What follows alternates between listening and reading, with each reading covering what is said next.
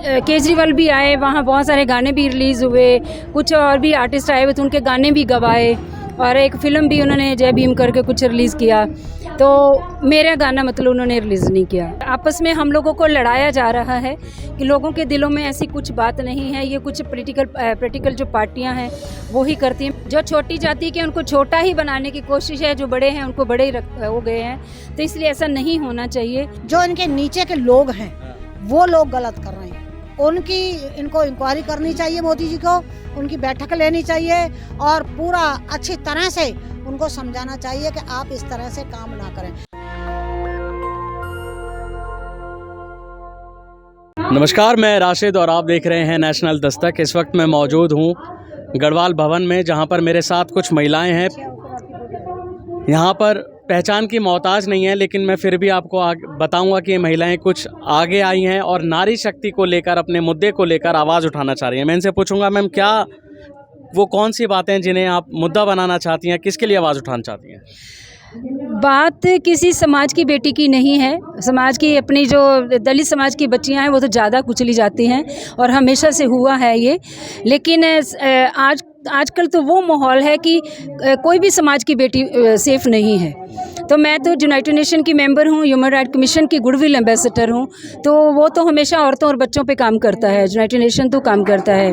तो मैं उसी मुद्दे को लेके समाज में और अपने देश के लिए काम करती हूँ। और मैं फाउंडर हूँ शून्य से शिखर तक, मेरा अपना फाउंडेशन है, उस पर भी मेरे नारियों के ऊपर, बच्चों के ऊपर, एजुकेशन पे और पर्यावरण पे काम चलता रहता है। मैं बॉलीवुड प्लेबैक सिंगर हूँ, चंद्रकला सिंह मेरा नाम है, और मैं अभी संविधान गाया है।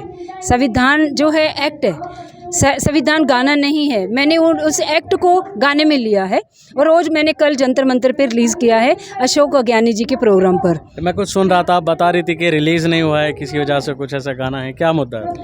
वो मुद्दा ऐसे था कि मैंने 14 तारीख को बाबा साहब का प्रोग्राम था, उनका जन्मदिन रहता है, तो मेरी इच्छा थी कि वो गाना मैं अपने समाज के ज़्यादा लोगों में दिल्ली में रिलीज़ करूं, जितने भी ज़्यादा लोग हों, ज़्यादा तक पहुँचे लोगों तक। तो मेरे लिंक में कुछ लोग आए दिल्ली के, उन्होंने मुझे गौतम पाल जो हैं, वो राजेंद्र गौतम पाल जी जो में मंत्री हैं आम पार्टी के, उनके थ्रू से मुझे बातचीत हुई। तो उन्होंने बोला हम लोग एक प्रोग्राम कर रहे हैं और आप वहाँ आइए दिल्ली और हम लोग वहाँ रिलीज़ करेंगे। तो उन्होंने मुझे बुलाया भी, 3-4 दिन पहले मैं आ भी चुकी थी दिल्ली में। एक दिन उनके प्रोग्राम से पहले 13 तारीख को मैं उनके ऑफिस में भी गई, तो उन्होंने मुझे VVIP पास भी दिया कि कल आप एंट्री के लिए, आपको प्रॉब्लम ना हो तो आप एंट्री कर सकते। तो उन्होंने केजरीवाल भी आए, वहाँ बहुत सारे गाने भी रिलीज़ हुए, कुछ और भी आर्टिस्ट आए हुए थे, उनके गाने भी गवाए और एक फ़िल्म भी उन्होंने जय भीम करके कुछ रिलीज़ किया। तो मेरा गाना मतलब उन्होंने रिलीज़ नहीं किया। किन कारणों से?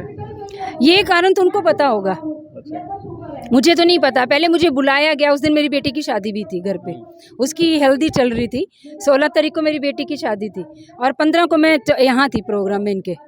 तो उस टाइम पे इन्होंने मेरा गाना भी नहीं रिलीज़ किया और मैं बॉम्बे से स्पेशल आई थी अपने खर्चे पर। मैंने अपना फ़्लाइट का टिकट, होटल सब अपना खुद खर्चा किया, गाना मैंने खुद बनाया और खुद पैसा लगाया, किसी का कुछ भी इसमें योगदान नहीं था। सिर्फ रिलीज़ करना था कि ज़्यादा से ज़्यादा लोगों में वो गाना आए, ताकि ये एक्ट सब तक पहुँचे। मैम क्या कहना चाहती हैं? मुंबई से यहाँ तक हनुमान चालीसा को लेकर बवाल मचा हुआ है, क्या कहती हैं? देखिए, मैं इस विषय में तो कुछ बात करना नहीं चाहती, क्योंकि ये जो आपस में हम लोगों को लड़ाया जा रहा है कि लोगों के दिलों में ऐसी कुछ बात नहीं है, ये कुछ पॉलिटिकल जो पार्टियां हैं वो ही करती हैं। मैं किसी का नाम नहीं लूँगी, क्योंकि ये पहले से ही जो मैं फॉरेन में कभी जाती हूँ तो वहाँ मैंने कभी जातिवाद नहीं देखा है। हम लोग हमेशा फॉरेन में जब जाते हैं तो लोग इकट्ठे देखती हूँ, मैं बैठे हुए घूमते हुए, मैं लोगों के घरों में जाती हूँ। किसी ने भी ऐसा नहीं कभी करके बोला कि तुम दलित हो, हमारे घर में खाना नहीं खा सकती हो, जहाँ हम नहीं मिलना है।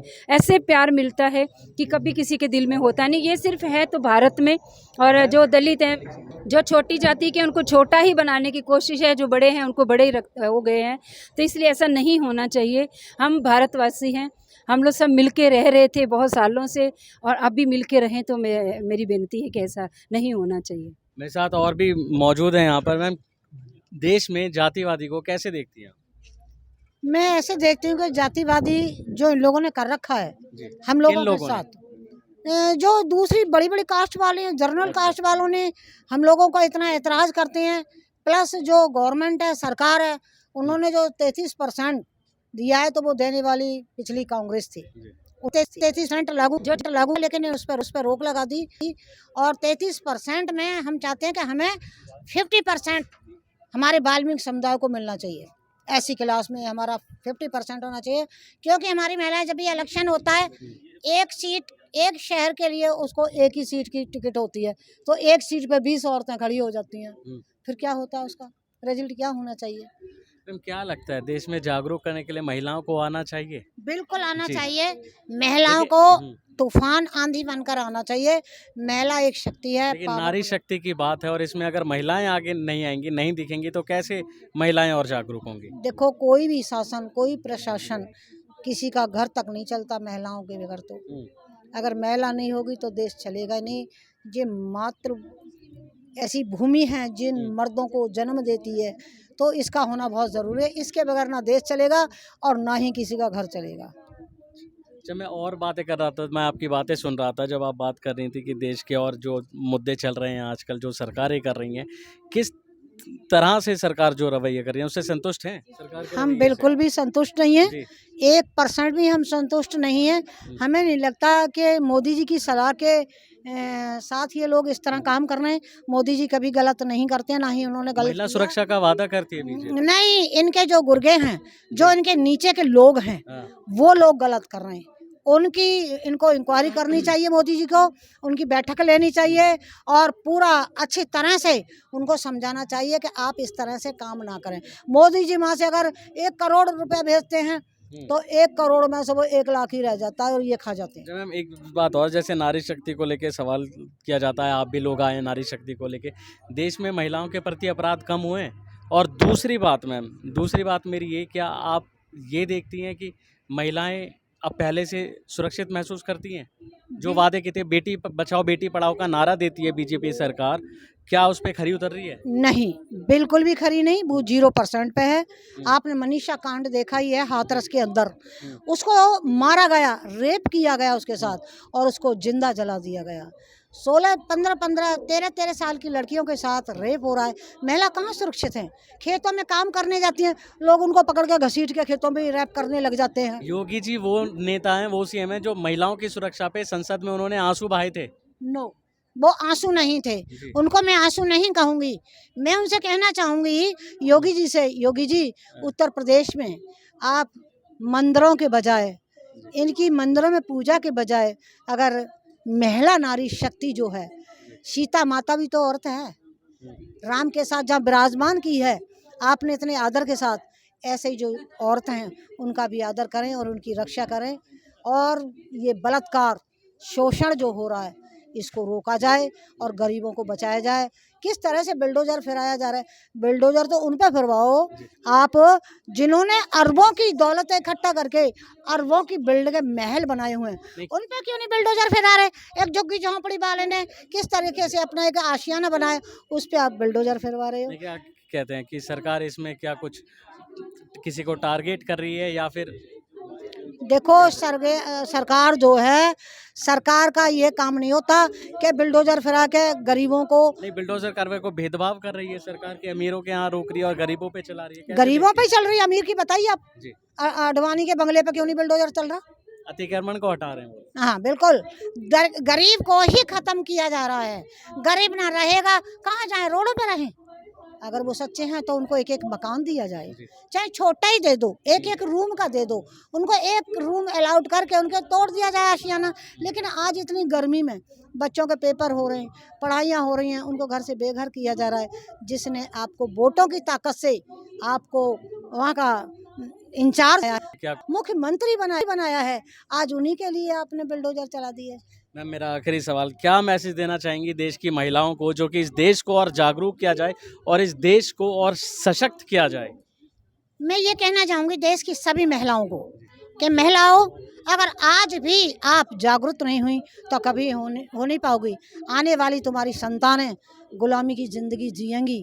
इसलिए बेटियों को खूब पढ़ाओ, घर में खाना बेशक कम खाओ, लेकिन इनको पढ़ाओ, इनको कलम दो, बड़ी से बड़ी पोस्टों पे इनको नौकरियां मिले।